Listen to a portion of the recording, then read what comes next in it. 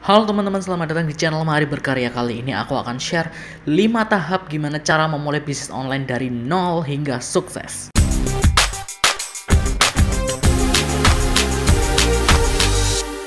Oke, banyak sekali dari teman-teman yang ingin memulai bisnis online tapi bingung mulainya dari mana, modalnya butuh berapa.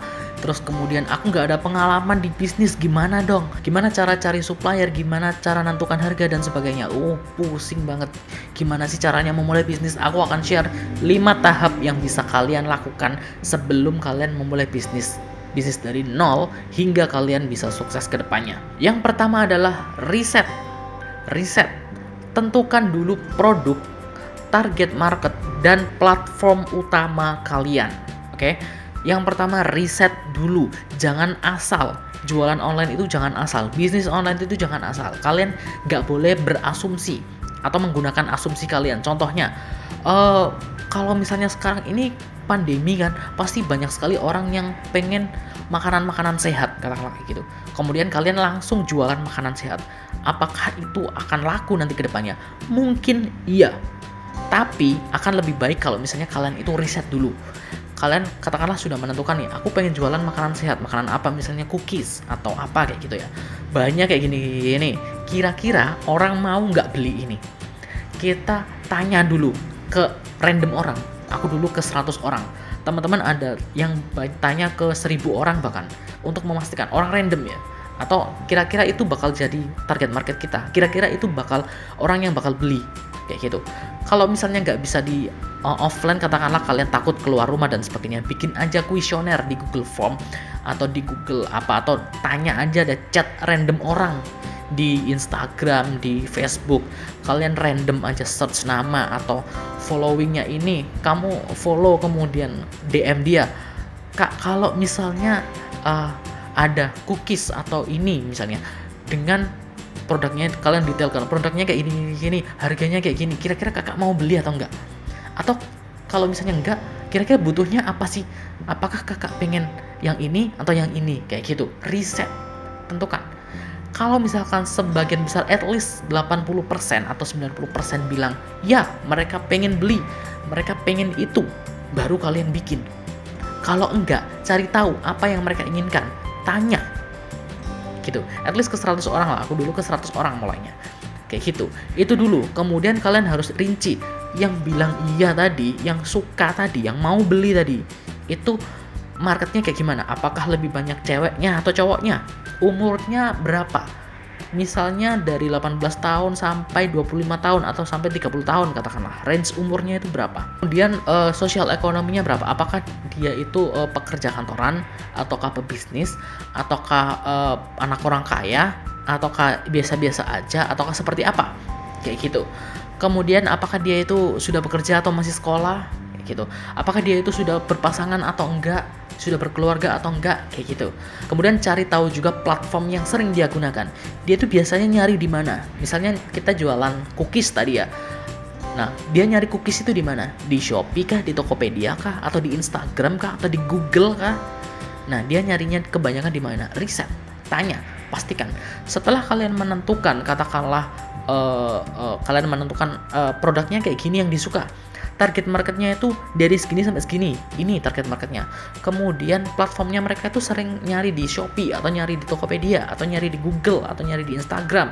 Nah, kalian fokus di platform itu, kayak gitu, oke? Berarti kalian sudah menemukan, ini dia target marketku, ini dia bisnis yang akan aku jalani. Karena kalian sudah riset. Setelah riset, kalian harus bikin bisnis plan, rencana bisnis kalian itu bakalan seperti apa. Jangan langsung ya udah kita langsung jualan aja, jangan kayak gitu. Kalian harus manajemen semua resikonya. Contoh bisnis plan paling gampang adalah bisnis model canvas atau BMC. Katakanlah BMC itu seperti ini. Nah, ada key activity, key resource, key partner, ada nanti ada ininya, UVP-nya, unique value proposition-nya, ada customer relationship, ada channel distribution dan sebagainya. Kemudian di bawahnya itu ada cost structure dan revenue stream. Cost structure ini cost-nya atau biayanya itu kita pakai untuk apa aja. untuk operasional berapa persen, research berapa persen, produksi berapa persen, kayak gitu. Kemudian revenue streamnya itu kita dapat dari mana saja. Apakah kita cuma jual produk doang, ataukah kita nanti itu ada sistem membershipnya, atau kita nanti ada reseller atau open reseller atau dropshippernya, kayak gitu. Kita bikin business plan kayak gitu, sedetail itu.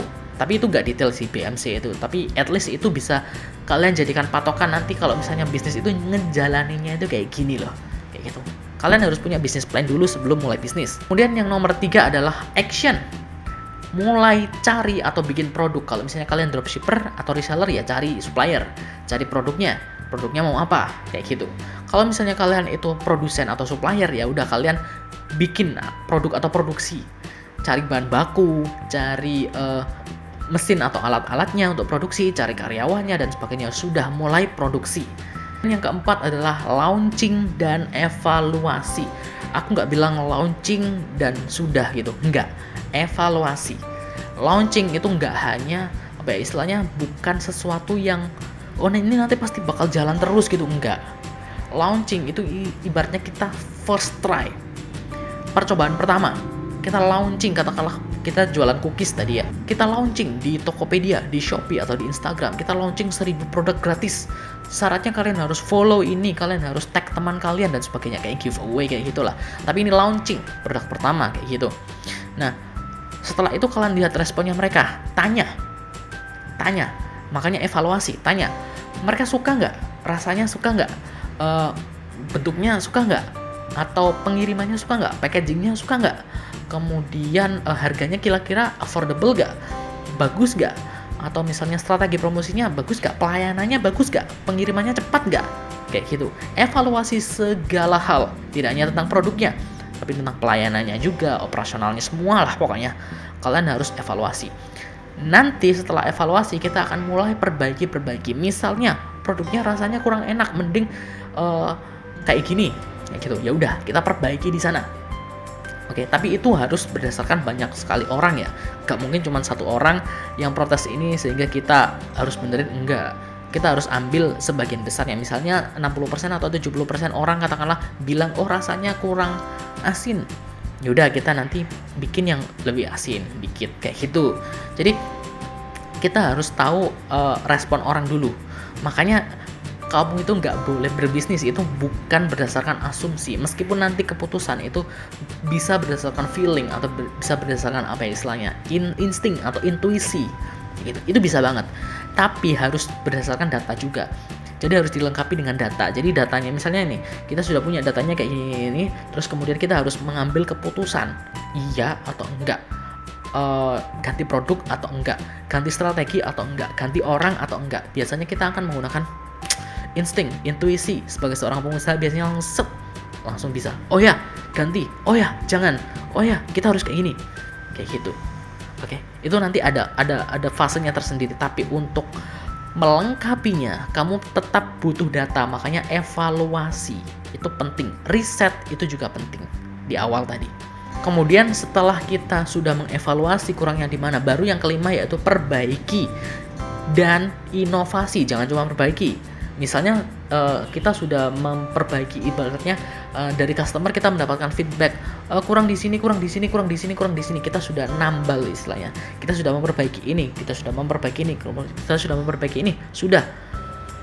Plus kita harus inovasi.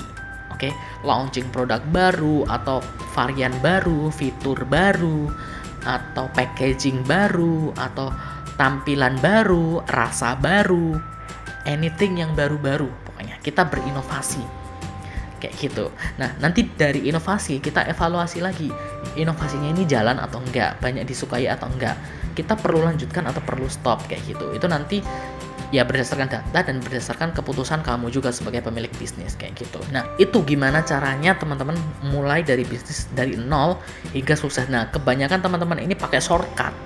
Pokoknya jualan ya udah jualan aja, kalau nggak laku ya ganti, kalau laku ya lanjutin, kayak gitu. No, bisnis nggak kayak gitu. Bisnis itu ya ada proses-prosesnya, ada step-stepnya, kayak gitu. Dan kamu perlu melalui step-step itu biar kamu itu bisa menjalankan bisnis dari nol hingga sukses, kayak gitu. Semoga informasi tadi bisa bermanfaat bagi kalian, dan share video ini ke teman-teman kalian, terutama ke partner bisnis kalian, biar dia tahu gini loh cara mulai bisnis dari nol itu.